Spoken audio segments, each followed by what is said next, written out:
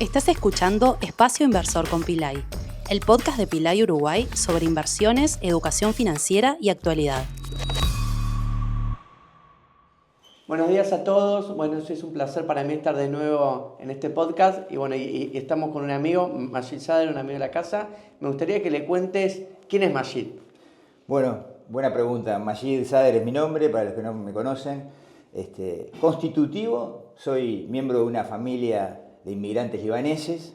Soy padre, fui nieto, ahora no tengo ni un abuelo, soy sobrino, soy tío. Eso es lo constitutivo en mi ser. Después, profesionalmente, soy economista, curioso, con un perfil bastante variado y muy centralizado ahora últimamente en los temas de inversiones, de financiamiento y todo vinculado al mundo inmobiliario. Vos venís con una familia que estuvo siempre ligada al inmobiliario. Me gustaría que nos cuentes alguna inversión de tu abuelo o de él, de tu familia. Claro, los procesos de mi familia, tanto la materna como la paterna, en realidad son comerciales. Mis abuelos, los dos, Majid Sader y Emilio Nefa, vinieron del Líbano. Entiendo que es algo común en los inmigrantes, seguro es en mis abuelos. Lo constitutivo de ellos es el comercio. Generalmente no son una inmigración que agarre para el trabajo dependiente. Generalmente ellos comerciaban y casi sin capital, porque venían sin capital, venían sin cultura. Yo a veces veo los inmigrantes actuales y digo, bueno, mis abuelos la vivieron, o sea, sin internet, sin nada, sin cultura, ¿no? Las comidas, sin cultura uruguaya, la cultura oriental, por decir una forma, o libanesa. El proceso de acumulación era de ahorro, porque estrictamente pienso que ellos querían acumular algún tipo de valor para irse eventualmente a otro lugar, y después se fueron afianzando, y el proceso de acumulación fue de ser mercachifle, que era vender en los campos, Sí. abrir tiendas de ramos generales, y después el proceso de acumulación es a través de suelo inmobiliario. Los Sader seguro, tanto que sea por campos de uso agropecuario o por suelo. Es difícil pensar en el 1920, 1930, Punta del Este, pensar que alguien invertía en suelo, porque era una tierra que poca gente pensaba que iba a haber valor ahí. Generalmente el valor estaba más asociado al sector agropecuario y eventualmente a la vida urbana de Montevideo. En cualquiera de las dos familias tenía como cierta predisposición a ahorrar en inmuebles. Y bueno, propiamente dicho, en Punta del Este se transforma de una tienda de ramos generales en una inmobiliaria de administración de propiedades, porque entiendo que los primeros veraneantes alquilaban, después quisieron tener, obviamente básicamente argentinos, querían tener suelo, construir su proyecto de vida, su casa. Le pedían al comerciante de la zona que le tenía confianza que le busque terrenos, y después que le cuide la casa. Y ahí entraban los temas de administración y obviamente después el tema del comercio de las viviendas, el comercio de los inmuebles. Creo que la palabra inmobiliaria apareció en la mediados del siglo pasado, pero a principios del siglo no existía el concepto de qué hace una inmobiliaria. De inmobiliaria, sí, y está bueno esto de lo que contabas de los Sader en Punta del Este, porque, bueno, como decías, mi padre, te conté hace un rato antes de empezar, siempre alquilaba con la inmobiliaria Sader, y ahora es que mirando un poco la historia, claro, te encontrás que en 1911 ya habían arrancado. La verdad que algo tiene mucho tiempo, más de 100 años en Uruguay, por lo tanto también reafirma lo que tiene que ver la confianza atrás y que cómo se han manejado ustedes. Ahora, me gustaría que nos cuentes vos a título personal, ¿cuál fue tu primera inversión inmobiliaria? Sí, para un punto para que Dale. los que me escuchan, la inmobiliaria Sader, yo tengo vínculo familiar con ellos, es de mi tía y de mis dos primos, Florencia y Juan Andrés Sader. Yo, por la duda, para que la gente no piense que yo hablo por la inmobiliaria. La inmobiliaria es como es un hito histórico de mi familia paterna, por decir una forma. Después, con respecto a las inversiones, está bueno. En mi vida, desde que soy adulto, poner de los 20 años, siempre lo que quería era tener mi vivienda. Eso básicamente, yo me crié mucho con mi abuelo materno y era una persona bastante dura en lo que respecta a su formación. Era cariñoso, pero estricto. Y él quería por lo menos a mí, hacerme sentir de que tenía que ahorrar, sacrificarme y formarme yo solo, más allá de su propio capital. En ese sentido, me empecé a ahorrar y obviamente que tenía 21 años, 22 años y yo era como una máquina de acumular dinero para comprarme mi casa, pero no es una inversión eso, yo no lo considero que sea una inversión porque es mi hogar, era mi hogar, yo ya estaba ennoviado, pensaba casarme y tenía esa educación que era tener tu casa antes de casarte, era el objetivo que tenía. Y gracias a los desequilibrios macroeconómicos del Uruguay, en el 2001, 2002 pude comprarme mi casa mucho más barata de lo que pensé que obtener, y bueno, tuve la suerte de que la plata que ahorré no quedó encapsulada en ningún banco, porque ese es otro problema. Eso fue la primera, pero no lo considero una inversión. La primera inversión estrictamente es en el 2003, que es así, me pareció que era una oportunidad. Vi una oficina en World Trade Center, la unidad 304. El World Trade Center era un edificio que se había construido a fines de los 90 y creo que se había entregado a las unidades en el año 2000, 2001. Ese proyecto tuvo un timing muy malo por el devenir de los hechos nomás, y bueno, tuve la oportunidad de comprarlo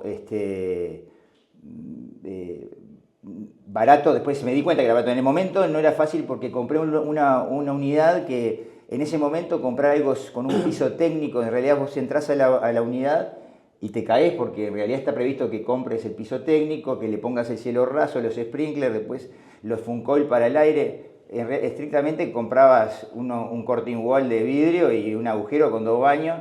Cuando lo vio mi abuelo me dijo: Majid, ¿estás loco? ¿Qué compraste? ¿Estás loco? Mi abuelo siempre se había pensado que yo tenía que tener mi oficina estrictamente no fue una inversión, era como para tener una oficina en la cabeza de mi abuelo, que él decía que yo tenía que tener una oficina. Yo en ese momento trabajaba en el Ministerio de Ganadería, Agricultura y Pesca. Yo, 20 y pico de años, no pensaba ni loco tener una oficina propia, pero bueno, me pareció que estaba barato y que era una oportunidad. Lo compré y multipliqué por 4 o 5 el capital en pocos años, porque agarré el crecimiento económico post-crisis 2002. Hoy lo digo ex post, o sea, lo veo por el diario del lunes. No obstante, igual, yo ya era economista cuando lo compré. Ya conocía los procesos de precios relativos, cómo se reacomodan los precios. Sí, lo conocía por libros, ¿no? O por relatos familiares, eventualmente de algún familiar que lo había vivido. Y bueno, se dio más rápido de lo que yo pensé. Esa fue como la primera... No, a ver, y esto que marcaste vos, de la importancia también del timing y de haber comenzado a ahorrar fuerte al inicio, porque uno muchas veces dice: tengo tiempo, sí, o me lo quiero gastar en viajes, y te perdés por ahí oportunidades que te da el ciclo de mercado. Vos, Majid, tenés una particularidad, que estuviste muchos años como integrante de una calificadora de riesgo, de CARE.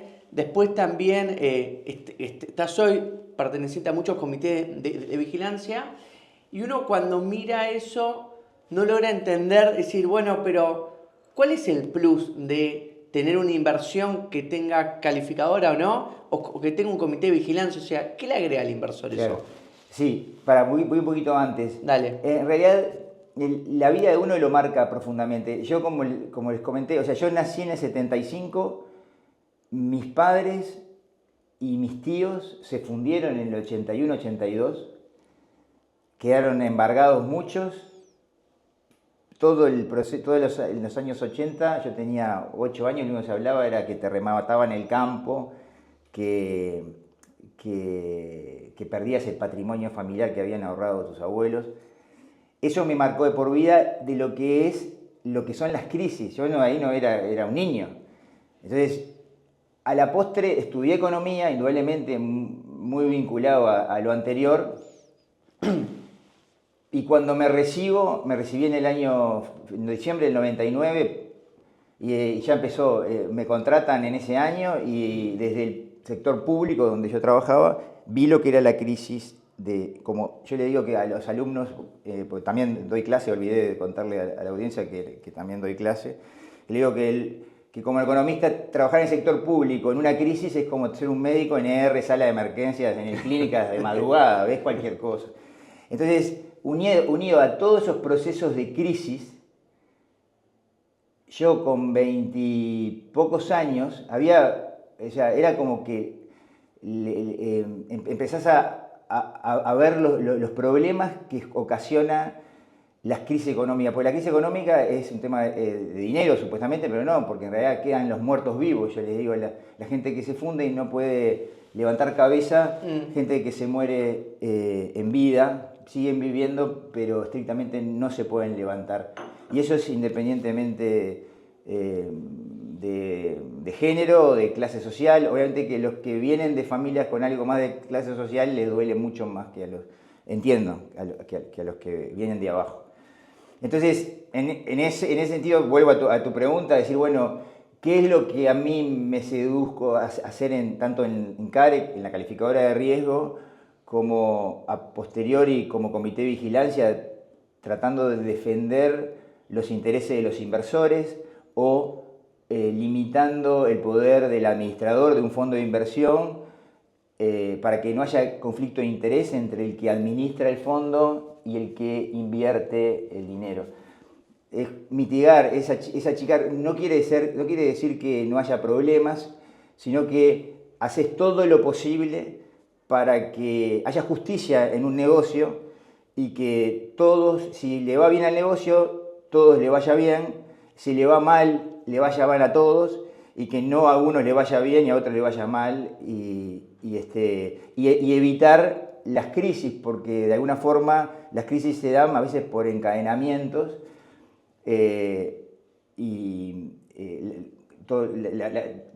la gente muchas veces habla de las corridas bancarias. Entonces el Estado, a través del regulador, el Banco Central, intenta evitar de que vaya una corrida contra un banco porque seguramente haya caer todo el sistema, por eso está el Banco Central. Pero en el sector inmobiliario es muy importante porque estrictamente es como si fueran pequeños bancos en el cual los desarrolladores, estoy pensando, ¿no?, que cuando cae un desarrollador es muy probable que el látigo siga para otros, y bueno, cuanto más controles a ver, yo no soy afán del control, pero por lo menos algún mínimo control de solvencia de los desarrolladores siempre es sano para evitar crisis sectoriales. Sí, y también ahí te suma algo que lo contaba el otro día Alejandro Zubolillo, de por qué había tomado él que la decisión que su desarrolladora tenga calificación de riesgo. Claro, y él dice, bueno, es una forma también de diferenciar el mercado y que se vea lo que uno está haciendo. Yo siempre miraba la calificación de riesgo y siempre digo a la gente por ahí invierte con nosotros que es una manera de que ellos tengan semáforos. O sea, yo me puedo equivocar, puedo cometer errores, pero vos vas a ir teniendo semáforo de me bajaron el riesgo o me lo aumentaron, o sea, la nota, todos esos puntos están buenos, o el comité de vigilancia hizo tal cosa, avisó al central, es decir, es una forma de cuidar un poco más los ahorros de la gente. Me gustaría ahora... Déjame poner un ejemplo antes de que siga. Cuando me compré mi casa, hace 2 décadas ya, me acuerdo que la aseguré y vino un experto en seguros y me dijo, mirá, obviamente que me dio el seguro, y me dijo, mirá, seguro que te pueden robar. El tema es hacérselo más difícil al ladrón porque va a elegir otra casa. Entonces puse cerca, alarma, sensores, cámaras. Uno hace todo lo posible para tratar de bloquear su domicilio, su hogar. ¿Quiere decir que estás seguro de que no te roben? No, no estás seguro, pero tomaste los recaudos para que no te roben. Esto es lo mismo, decir, bueno, tenés auditoría, sí, tenés calificación de riesgo, sí, tenés comité de vigilancia, sí, bueno, te cuesta todo esto además.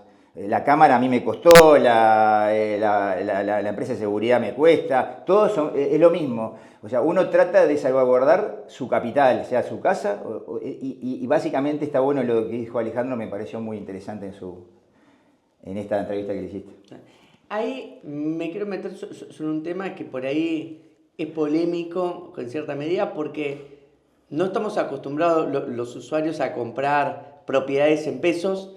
Vemos que el Banco Central, con el mandato anterior y con el actual, también están centrados en que las propiedades pasen a pesos, ¿tá? Los desarrolladores en muchos casos se resisten en su subconsciente porque piensan que nadie se lo va a querer comprar. ¿Qué opinás vos sobre esto? Bueno, la verdad que es uno de los temas que intelectualmente más me seducen y me preocupan. El problema es que los uruguayos, de forma espontánea y producto de nuestra historia, hemos ahorrado siempre en dólares. Entonces todo lo que vale más de 40.000 pesos, 60.000 pesos, ya lo pasamos a dólares. Entonces todo el stock patrimonial de un individuo lo tiene en dólares. Por otro lado, los desarrolladores inmobiliarios construyen en pesos.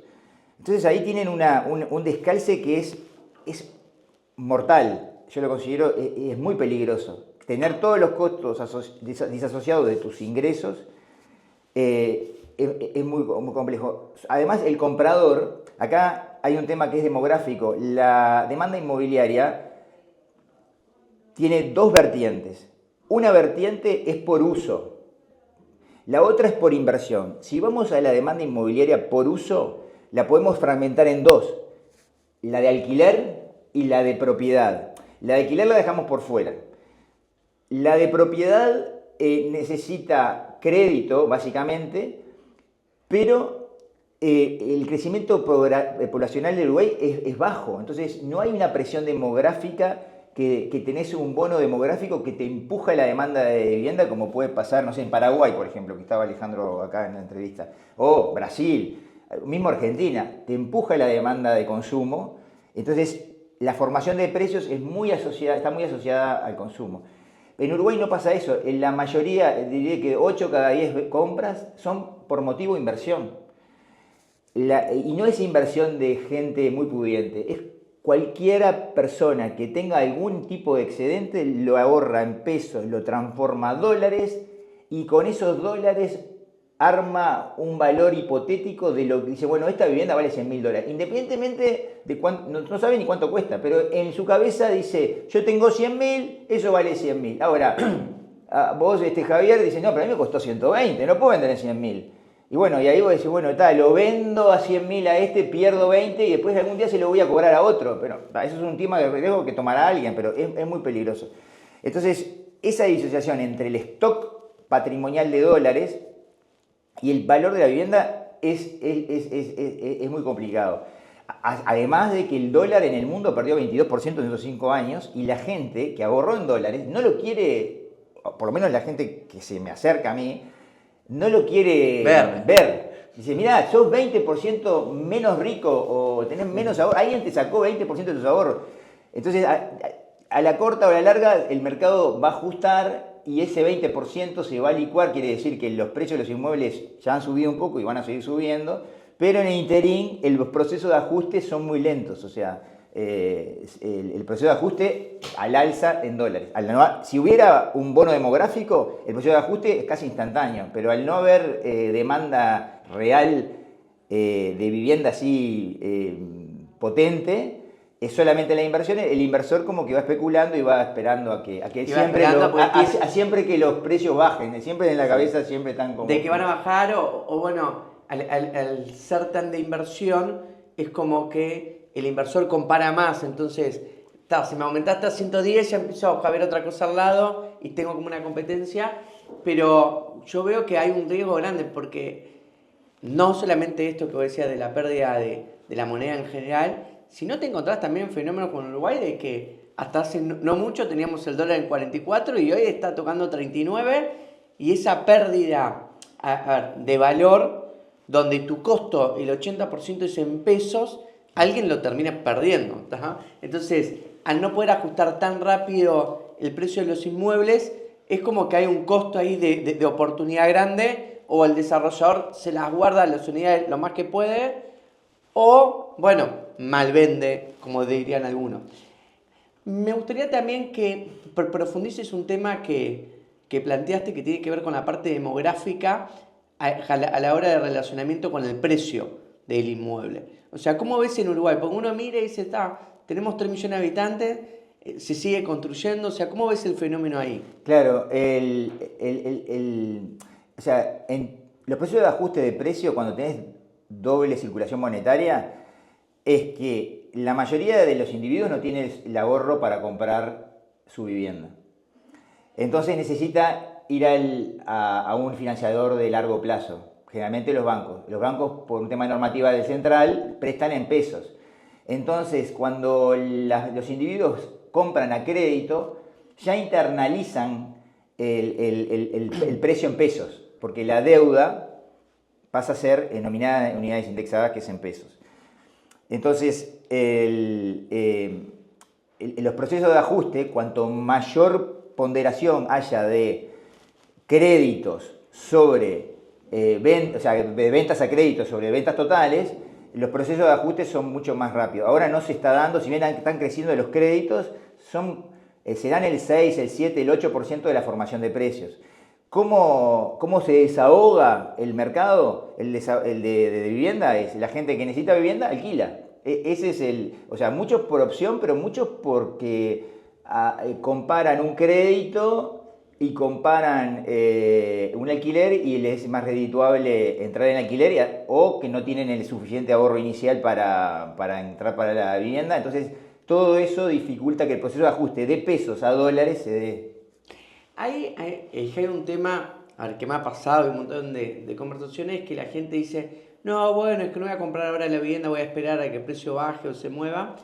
¿Cómo ha sido la variación del precio de los inmuebles en Uruguay y en el mundo en los últimos 30, 40 años? ¿Cómo ve el fenómeno? O sea, ¿realmente aumenta constantemente? ¿Cómo es? Sí, bueno, a ver, el 60% de los activos del mundo están ahorrados, o sea, la inversión está en activos inmobiliarios. Okay. O sea, el 40% son los bonos, las acciones,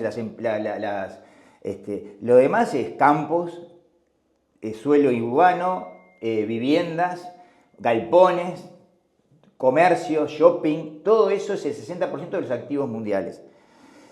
En el mundo entero los inmuebles crecen a lo que crece el PBI más 2, 3, 4 puntos. Generalmente está asociado porque en las grandes ciudades está limitada la cantidad de oferta, entonces con una demanda creciente tanto demográfica como económica, si vos tenés la oferta que está limitada, el precio sube. En Uruguay pasa bastante de forma similar, si bien no tenemos tanta demanda propia, endógena, tenemos mucha demanda que no está muy bien cuantificada, que es la demanda básicamente de argentinos y podríamos decir, algún brasilero del sur o de Río Grande o de Porto Alegre para abajo, que ayuda a la formación de precios. O sea, son activos que son regionales, obviamente que estamos hablando puede ser el centro, la Ciudad Vieja, obviamente que Posito, Punta Carretas y obviamente que Punta del Este, pero en realidad por un tema de arbitraje se van modificando. Esa sería como la demanda, pero o sea, yo tengo un cálculo que los precios, o sea, haciendo una simulación que uno compra un inmueble, lo alquila y lo vende, tenemos apreciaciones en promedio del 9% anual en dólares. Ese es el promedio. Claro, si tú compraste en 18 de Ejido, por decirlo de una forma, en la década del 80, 18 de Ejido, bueno, vos sos un uruguayo importado, pero 18 de Ejido en la década del 80 era como comprarte en World Trade Center ahora. Okay. Entonces, si vos te comprabas ahí, hubo valores en esa esquina de apartamentos de 300 metros en $1 millón en el año 80. Entonces, si tú comprabas ahí y vendías ahora, 40 años después, claro, la zona no fue eso entra dentro del promedio, capaz que esa no respetó el 9%. El promedio por lo que sucedió después. Pero si tú comprabas en Puerto de Buceo, no tenés 9, tenés capaz que 22% anual, porque le invocaste, o por suerte, o porque la viste, cómo se dan los procesos de crecimiento demográfico intra-ciudad, o Carrasco Oeste, o hay zonas que han crecido de forma enorme y hay zonas que capaz que se mantuvieron estables o cayeron. Sí. Vos sabés que esto decía, que me hizo acordar, cuando es que estábamos con mi mujer en el club de tenis viendo una revista y de golpe veo una casita de 120 metros con jardincito, etcétera, un jardín común, piscina, etcétera, y le digo, ¿te gusta? Sí, está bueno. Y le digo, bueno, anda a verlo. ¿Tá? Era justo en Barrio Carrasco, va, la mira, era un barrio que se estaba construyendo en etapas, habían entregado la primera etapa, ve todo y le digo, ¿te gustó? Sí. Y le digo, ¿y encontraste algo en contra? Y bueno, llegué con calle de tierra, etcétera.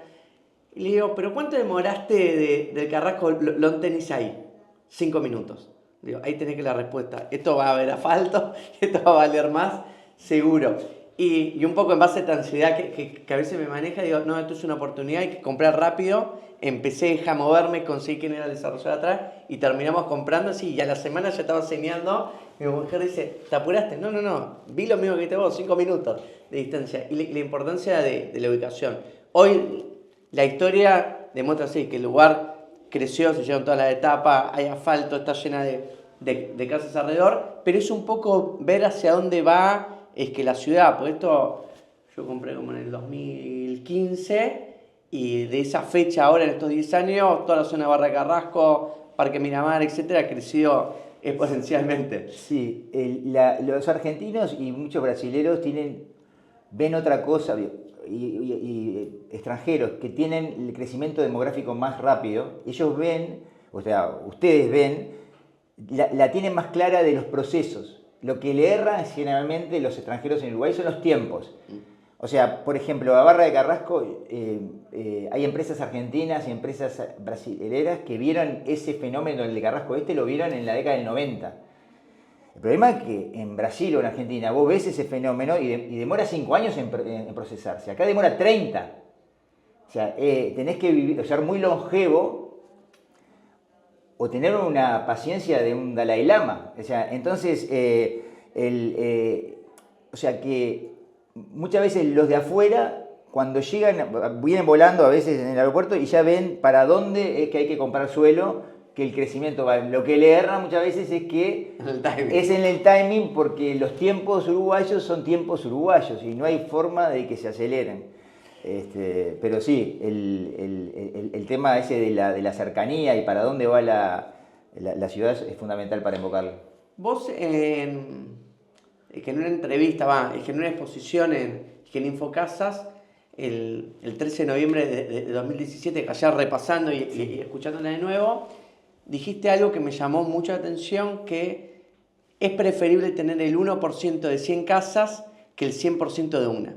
¿Seguís pensando lo mismo hoy? Sí, claro. Muchas veces, a ver, convengamos que yo no asesoro particulares en la compra de ningún activo, pero soy muy proclive a ayudar a la gente, y no lo hago por filantropía, lo hago porque aprendo de los procesos de los demás en esa instancia. Entonces, cuando a veces vienen y me dicen, mirá, si tengo este dinero, y me dicen, tengo que comprarme un inmueble de renta, yo ahí me viene miedo. No porque no confíe en los inmuebles, sino porque a veces dudo de que le toque una buena copropiedad, un mal vecino, una humedad arriba, tiene una cantidad de riesgos, por más que el desarrollador haya sido excelente, la localización sea buena, puede tener algún tipo de dificultades, y a una persona que es lo único que tiene, después no tiene capital para solucionarlo, porque siempre todo funciona a trabajo y plata y la combinación de ambos. Entonces digo, me encantaría tener instrumentos para esa persona que no tiene que no puede diversificar por un tema de acumulación de capital, decir, bueno, comprate esto, que en realidad no es nada, pero es el 1% de 100 rentas, de 100 apreciaciones de capital, de 100 localizaciones. Dije 100 por decir algo, pero puede ser 10 o 15. Pilay, metros cuadrados, a mí cuando salió, dije, o sea, que esto es del 17, sinceramente pensé que iban a salir las crowdfunding primero, que por ejemplo, en España habían ya en el 16 o 17 o 18 ya empezaban a salir. Acá, bueno, salió un fideicomiso financiero, pero en realidad tiene la misma lógica, con los tiempos uruguayos. O sea, yo le veo mucho futuro a esta forma de que los individuos, por menos capital que tengan, puedan estar posicionados en algún tipo de inmuebles y, por ejemplo, a medio metro tener, no sé, 10 proyectos diferentes, medio metro en cada proyecto. Vos sabés que me sumo con un comentario a esto último. Hace poco hicimos la inauguración del edificio, en realidad de Pilay 1, donde donde encontramos los primeros inversores de metros ahí. Y qué particular es que me encontré, porque vinieron los clientes, claro, y fuimos con una persona que tenía 5 metros, estaba recibiendo una renta, y fuimos a ver la mitad de su cochera, o sea, bajaba el estacionamiento, la vimos y todo. Y claro, a ver, en el pensamiento de la persona fue, estoy recibiendo una billetera digital, ni me enteré de la inmobiliaria, ni me enteré del inquilino, ni me preguntaron nada, estoy viendo todo el proceso, ya recibí la transferencia bancaria, pero también esto de verlo en vivo y de ver que estaba ahí, que tenía un número y todo, le generaba también una sensación, yo creo, de tranquilidad, pero también vos sabés que lo que noté es como que le agarraba el bichito. Es decir, decía, bueno, puedo después comprar 5 metros más y bueno, y completar la unidad entera. O sea, yo creo que es un fenómeno también que lleva en la gente esto que planteabas vos, que la mayoría es como que queremos tener el total en algún momento, ¿tá? Más allá de la tranquilidad de que haya otras personas manejando, que la inversión no metiendo en el lío. Voy sobre otro punto que también nos preocupa a todos y creo que la mayoría tenemos dudas, es que Mayet es comprar o alquilar un inmueble y si hay alguna tasa mágica en la cual diga, pucha, me conviene comprar ahora. Claro. Hay un punto anterior con Dale. respecto a los metros que no quiero dejar pasar, que es que es una cosa que me preocupa mucho, es cómo convencer a los uruguayos, por lo menos, sobre todo a mis hijos, de ahorrar de los 20 años, eso que dijiste. Yo creo que empecé a ahorrar de los 20 porque vi a mi padre fundirse y eso no me gustaría yo fundirme para que mis hijos entiendan el valor. Aprendan el valor. Entonces, ¿cómo logro seducir a mis hijos con ahorrar de los 20? Pienso, que haya productos que ellos lo visualicen en algo que sea particularmente inmobiliario, que no se gasten los primeros sueldos en cambiar el auto o cambiar el teléfono o cambiar o viajar de forma reiterada y persistente. Entonces, el hecho de que haya opciones, no estoy hablando de metros cuadrados, que haya una cantidad de opciones para seducir a unos individuos que están continuamente bombardeados de estímulos para detonarse el dinero y todavía el dinero que no tienen, porque pagarlo en cuotas y no sé qué. Entonces a mí la verdad que me ponen los pelos de punta de decir, ¿cómo es que yo logro convencer a estas nuevas generaciones de que ahorren, que se les va la vida? Y además que seguro que cuando tengan 40 o 50 años, Dios mediante, porque también te pueden pasar cosas en el medio, si por lo menos trataste de hacer las cosas bien, seguramente a esa edad ya vas a tener los frutos.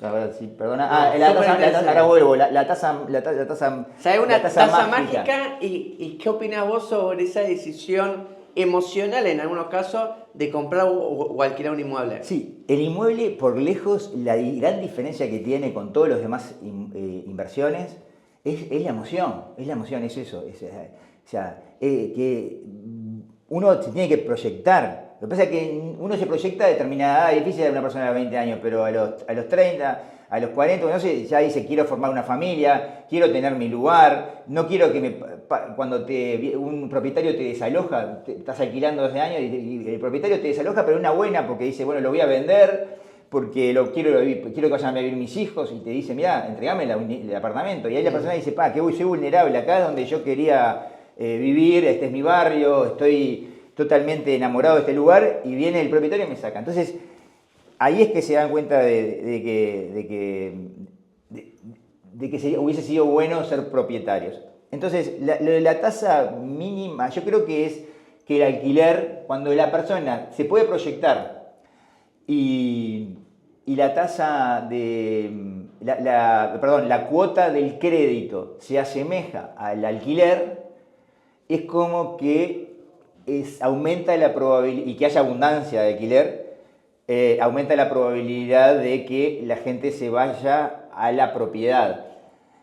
Igual en Uruguay hay muy poca penetración de crédito y después hay otro tema que me ha pasado en mi experiencia de vida, que claro, muchas veces las parejas, al no ser las parejas de antes, que estaban como más seguras de su devenir futuro, dudan mucho primero si van a ser pareja. Entonces, si dudás de que si van a ser pareja, por ejemplo, dice, bueno, la tenencia compartida, hay una cantidad de cosas que están resueltas, tenencia compartida, bueno, en papel. Tenencia compartida, te separás, bueno, el divorcio es fácil, está perfecto, sí, pero el crédito... no lo podés compartir así nomás. No lo podés compartir así nomás, o sea, entonces, claro, esa es la limitante más importante que yo veo, además de que no hay mucho volumen de crédito, entiendo, se dan esas cosas de que, claro, el núcleo familiar, a estar menos potente, genera dudas al endeudarse 20, 25, 30 años a una pareja que a veces se miran y dicen, no sé si me tengo tanta fe. Sí.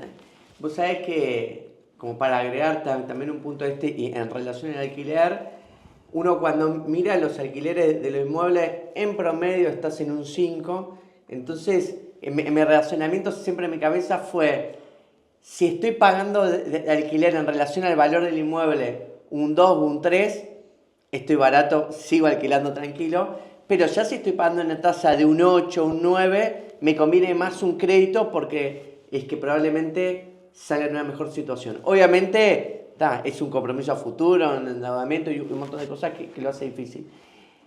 El otro día estaba investigando un poco las cosas que haces vos y me encontré que te animaste a comprar un chalet de 1944, a refaccionarlo y a esto le sumaste a alquilarlo por Airbnb. ¿Cómo fue ese proceso? Sí, fue el Espíritu Santo, no fue muy pensado. Estrictamente es un chalet histórico de Punta del Este, se llama Normandí porque se inauguró en agosto del 44, que es el desembarco de Normandía. Los propietarios era un francés que vivía en Buenos Aires y que estaba casado con una argentina, pero también de origen francés la familia. Es una de estas que te cuento, volviendo a la inmobiliaria, que era gente que iba a Mar del Plata en la década del 20, le gustó en la década del 30 a Punta del Este, empezó a ir a Punta del Este, alquiló y después quiso hacerse su chalet. Empezó la obra, no sé en qué época, pero el final de obra es en el 44 y se llama Normandía. Tenía toda una historia. Cuando la familia, la tuvo la misma familia desde el año 40, bueno, la compró, no sé, en el 39, en el 40, y la venden en el 2014, o sea, no sé, 70 y pico de años, y es porque la propietaria había vivido como 100 años, al final los hijos que estaban dispersos por el mundo deciden venderlo, tenían cierto vínculo con la inmobiliaria, porque la inmobiliaria había administrado la casa, y creo que hasta le había conseguido el terreno en la década del 40 para comprarlo. Entonces, de forma, ahí sí, mi tío, que estaba vivo, Luis Sader, me pide si yo no le podía ayudar a buscarle una vuelta. Fue en la peor época de Cristina Kirchner, había unos controles fuertísimos de capitales para con Uruguay, básicamente. Era difícil vender una propiedad que tenía 6.000 metros cuadrados de terreno y 400 metros construidos para una lógica de la década del 40. Y bueno, ahí mucha gente quería terrenos, entonces lo que se hizo fue fragmentar, como tenía acceso a 2 calles, se fragmentó la propiedad en 6 terrenos baldíos, que eran parte de la casa, y 4 terrenos a 2 calles involucraban la casa.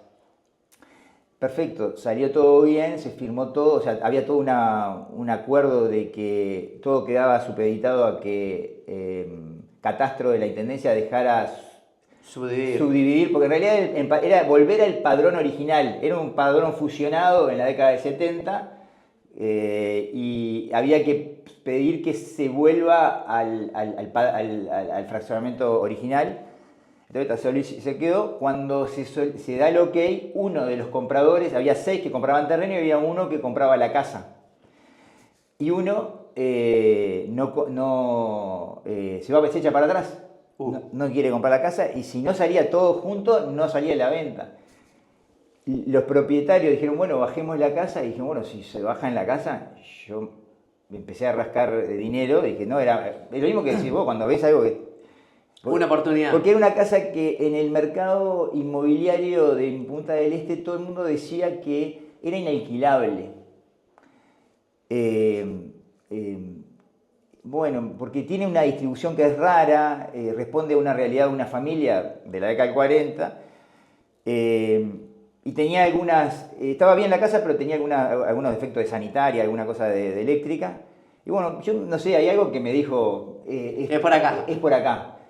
Me arriesgué, mi idea original era tirar la casa, porque las 4 terrenos costaban más, o sea, si hubiese vendido los 4 terrenos, estrictamente yo no vendo nada, digo, si vos vendías los terrenos baldíos, los que pagaron los terrenos baldíos, los pagaron los 4 terrenos más caros que lo que yo compré la casa.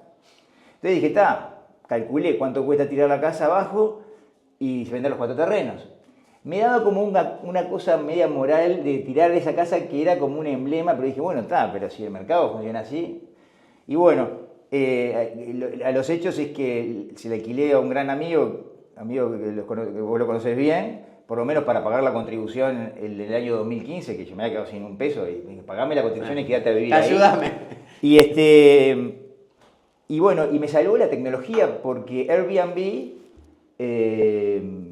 me ayudó a buscar esa demanda que los operadores inmobiliarios no la encontraban, porque en realidad no es como una demanda tradicional de lo que era la demanda tradicional de veraneo, pero como ha mutado tanto lo que es los tiempos de estadía y las realidades de los veraneantes, que bueno, por ahí le encontré una beta y bueno, a mí la verdad que me di cuenta en mi vida que me gusta ser anfitrión, me encanta, en realidad me encanta recibir gente en casa, me encanta hacer asados, toda la vida lo hice y Dios quiera lo pueda seguir haciendo. Después me di cuenta que me encanta que la gente pase bien cuando está conmigo, o en algo que esté involucrado. Entonces la verdad que por un lado me da cierta satisfacción personal, económicamente es bueno, y además que pude conservar un activo de Punta del Este que es lindo de ver, y bueno,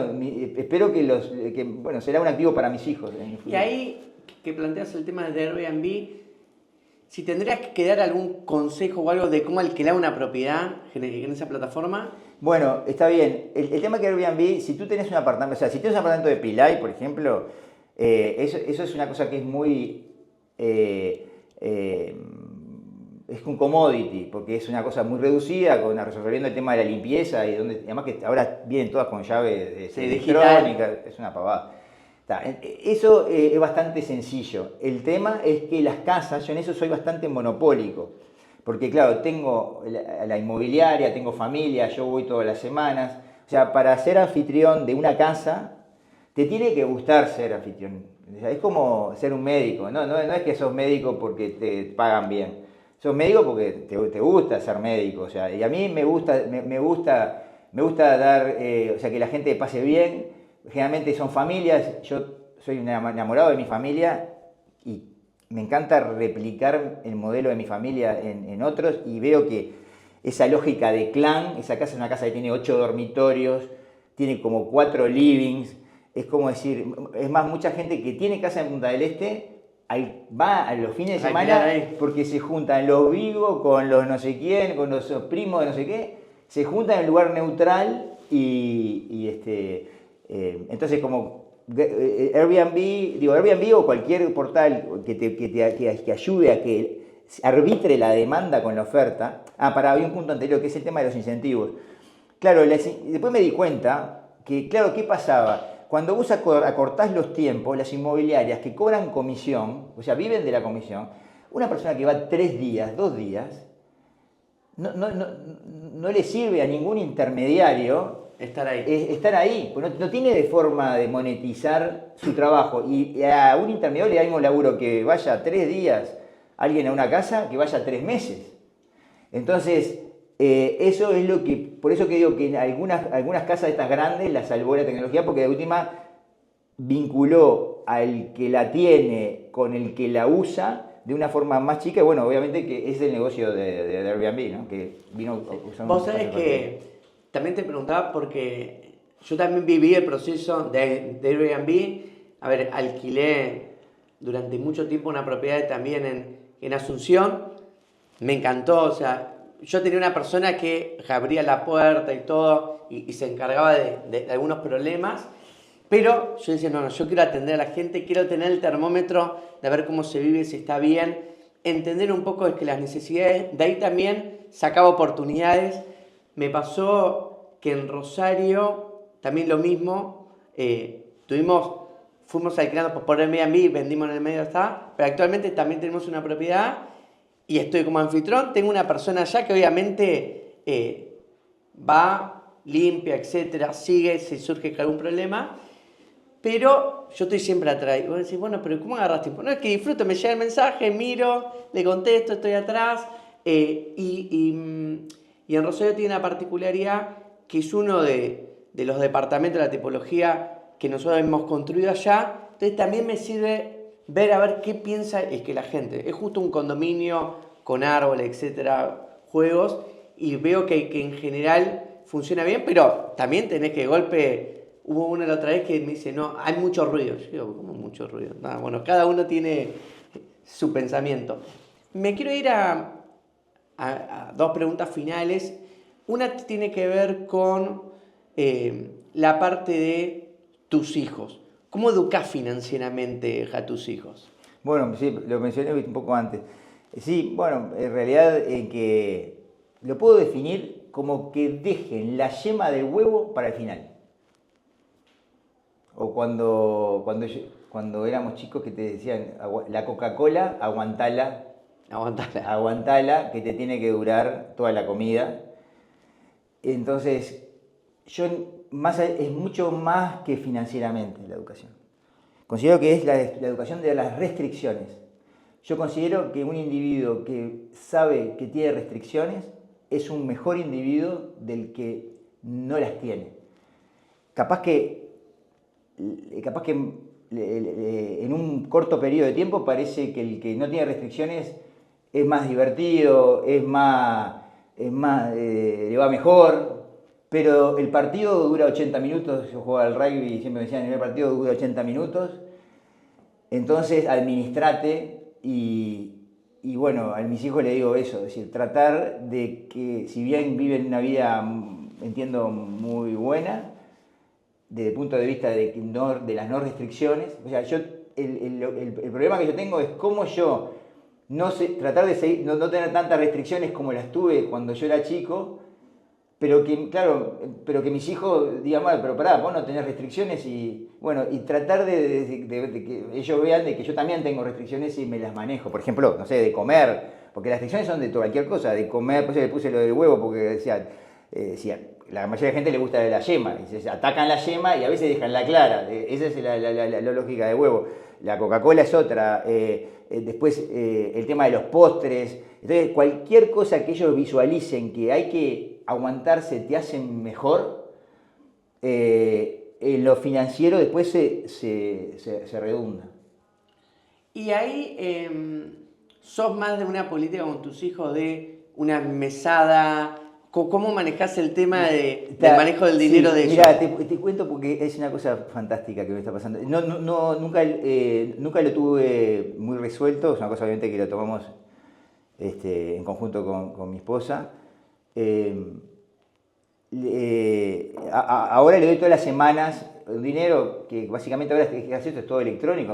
Antiguamente me daban en billete, ahora te lo dan electrónico, y claro, con el tema de que lo consumen de forma que ni siquiera se ve, a veces que el dinero es muy difícil de enseñar a ahorrar. Pero hay un punto bueno, que es que ahora justo mi hija ganó una beca, se anotó en la universidad privada y ganó la beca de la excelencia, se anotó ella. Okay. Yo doy clases es la Universidad de Montevideo. Yo doy clase y por ser hija mía, yo soy exalumno, soy profesor, tenía una cantidad de beneficios, pero ella optó por competir en la beca de la excelencia, que yo no sabía ni que existía, y la ganó, lo cual hizo que la facultad sea mucho más barata de lo que yo hubiese presupuestado. Entonces, en ese sentido dije, bueno, es una forma, aprovecho, digo, ese dinero es para vos,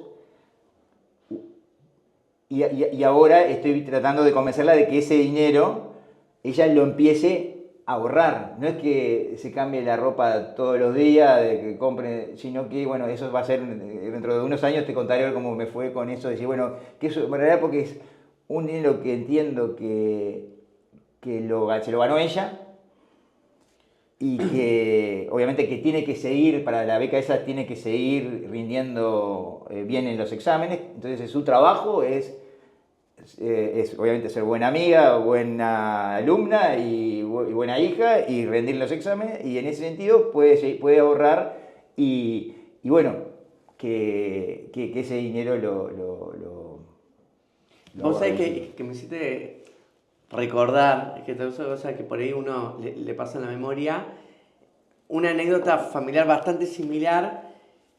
Yo decidí, a ver, hasta mediados de quinto año, porque en Argentina, que el último año hice el quinto, iba a estudiar abogacía, estaba convencido, abogacía. Mi papá me dice, bueno, Javier, mira un poco más, o sea, tu mamá es abogada, yo soy abogada, tu hermana más grande es abogada. Bueno, cuestión que decido ir a la Universidad Austral, me muestran un curso, a ver, era como un caso sobre empresas, creo que era de Coca-Cola, salgo y le digo a mi papá, quiero estudiar esto, administración de empresas. Todo esto me había metido en la parte humanística, es decir, toda la parte económica y todo estaba bastante atrás del resto. Entonces, cuando decido ir, mi papá me decide mandar a Rosario, claro, había un montón de gastos porque era una universidad privada, me tenía que alquilar un departamento, me iba a vivir afuera. Y ahí, cuando estábamos en hotel, le digo a mi papá, bueno, ¿qué pasa si me presento y quedo para una beca? Y agarra a mi papá y me dice, bueno, mirá, si vos llegás a quedar para una beca, el diferencial o lo que te genere eso, te lo doy, o sea, para que vos hagas algo. Y bueno, resulta que después terminé ingresé bien, con buena nota y todo. A ver, al final no me terminaron dando la beca, no por la parte de notas, sino por el tema de ciertos requisitos económicos y por la cantidad, era como que me dejan afuera. Pero fue también esta sensación en mi cabeza, y lo que mi padre me dijo es decir, bueno, si el esfuerzo lo haces, yo eso te lo compenso para que vos después use para lo que quieras. Y como para cerrar, es que Majid, me gustaría que cuentes algún consejo que te dio una buena vida y que decís, estaría bueno que mis hijos repliquen en el tiempo. Está buenísimo porque lo repito mucho. Mi abuelo materno, el que yo hablé al principio, que es el que más me marcó en mi vida, siempre decía, emprende o hace cosas como que fueras a vivir de forma eterna y disfruta la vida, tu vida, disfrutala como que mañana te fueras a morir. Entonces, eso yo lo hago todos los días, o sea, tengo como en economía le decimos equilibrios inestables. El equilibrio nunca está. Tratamos a que vaya al equilibrio, porque es como en el caso del huevo frito, si te vas a morir mañana te lo comes todo hoy, si vas a vivir eternamente lo vas administrando, pero es así, la vida es así, uno por lo menos tiene que, cuando uno emprende, me imagino cuando vos emprendiste todo esto, no estaba diciendo, bueno, capaz que mañana me cae un cohete y no está dentro de tus pensamientos. Si bien existe la posibilidad, no está dentro, vos emprendés y después decís, bueno, veré cómo lo arreglo. Pero de otro hay que, no puedes estar todo el día y toda la vida pensando en el futuro, tenés que disfrutar de tus hijos, disfrutar de tus amigos, disfrutar de tu vida, divertirte. Y en ese trade-off constante, que yo no lo tengo resuelto, trato, es que les digo a mis hijos también, o sea, a mi hija en particular le digo, divertite más, o sea, yo a veces digo, tenés que divertirte, mirá que las notas no es lo más importante, bueno, ahora tuvo un rédito importante por el tema de eso, con mi hijo me pasa lo mismo, hace deporte, estudia, a veces lo veo, sale a las 6:30 de casa y llega a las 9 de la noche, y lo único que tuvo fueron las actividades, algunas son lúdicas, pero el rugby es deportivo, está pensando en el partido, es ganarlo, es lúdico pero competitivo, y después todo lo demás que es bachillerato IB, etcétera, y dice, bueno, pará, chiquilines, tienen 14, 15, 17, 18 años, hay que divertirse. Entonces, a veces dirán, mi viejo está chiflado, o sea, por un lado te dice que te esfuerces y después te dice que te diviertas, pero en realidad es como yo no lo tengo del todo resuelto, te lo trato de decir a ellos para que ellos vayan formando anticuerpos y decir, bueno, hay un momento en la vida que tenés que divertirte y hay un momento que tenés que... Sí, vos sabés que voy a cerrar, pues me hiciste acordar a una frase que repetía mucho mi abuelo. Mi padre la aplicó un montón de veces y yo también la apliqué, que dice lo siguiente: cuando uno puede, tiene que querer, porque tal vez luego quiere y no pueda. ¿Tá? Y recientemente yo la apliqué, te diré en los últimos años, cuando decidí ir con chicos a Europa. Claro, tenía la primera hija con 6 meses y me dijeron, ¿te vas a ir a Europa con una nena de 6 meses? Sí, le digo, a mí me gusta Europa, le digo, ¿cuánto voy a esperar? Después me vino la segunda y volví a elegir a Europa de nuevo. O sea, con 2 chicos y cochecitos. Y después me vinieron las gemelas y fuimos los 4 también a Europa. Y lo que yo me llevé en mi cabeza siempre es que ahora puedo, o sea, realmente puedo, estoy bien, estoy ágil, etc. Y tengo que querer, ¿tá? Porque después yo no sé qué puede pasar, o sea, realmente estas cosas de la vida. Y vos sabés que esta frase se la dije a un amigo que tenemos, Dr. George, que me gusta decirlo, que es un tipo que se toma la vida como ninguno, es una persona ya más grande, y en el verano le dije, Jorge, no esperes más, o sea, te quedan pocos años de buena vida, etc. Y en base a eso, se animó a ir a competir por Uruguay, campeonato mundial de médicos, y terminó ganando, creo que fue en Valencia, no sé dónde. Y me lo encontré hace poco y me dijo, Javier, gracias a vos me animé y lo hice, y encima salí campeón. Así que bueno, esas cosas de la vida que uno tiene que querer realmente, porque después la vida cambia también. Así que, bueno, Maggi, muchas gracias. La verdad que fue un placer hablar con Igualmente. vos. Y bueno, nos estamos viendo.